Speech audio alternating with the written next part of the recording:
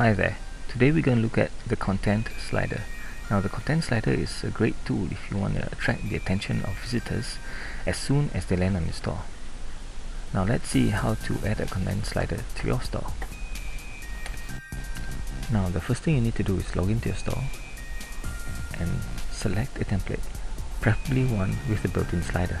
To do this, click Design followed by Customize Template. Now there are two templates with built-in sliders. One is Simple Slider, which I'm going to use for this example, and another one is Island Living. But don't worry if the template you selected does not have a built-in slider, because you can pull in a slider widget onto the template if you need to. Alright, I'll show you how to do this in another video.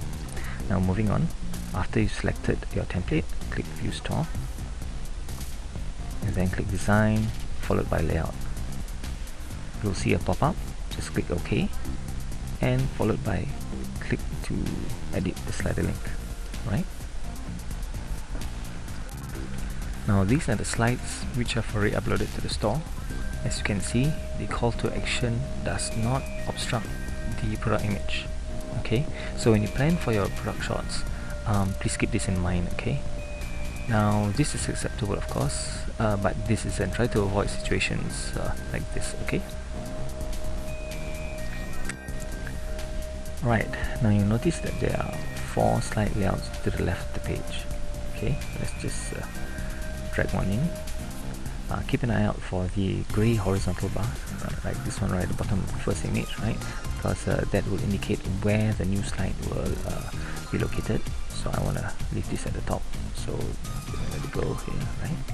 Now if you want to change the sequence at any time, just click on the image, for example this one, and you can reposition it or resequence it. In this case, let's put it at the top like this. Okay, but I think I'll stick to the new one being at the top, so let's put it back. Right, okay, now if you want to duplicate this, you can just hit the plus sign and it's duplicated. Right, just close this, I don't want this. Okay, so the next thing to do is to change the default image. Just click the camera icon.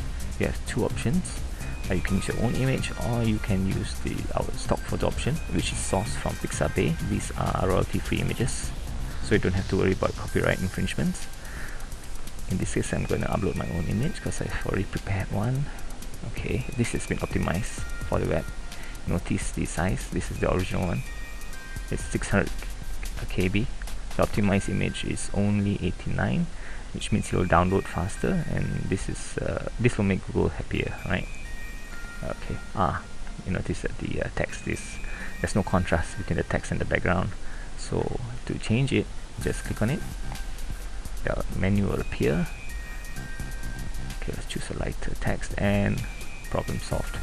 Now, next is, which is very important, is to link your slide to a destination page, because remember, this is supposed to attract the attention of visitors and to make it very convenient for them. If they see what they like and they want to buy it immediately, you want to link it to a product or category page, preferably a product page. Okay, so let's just pick a product. In this case, this product.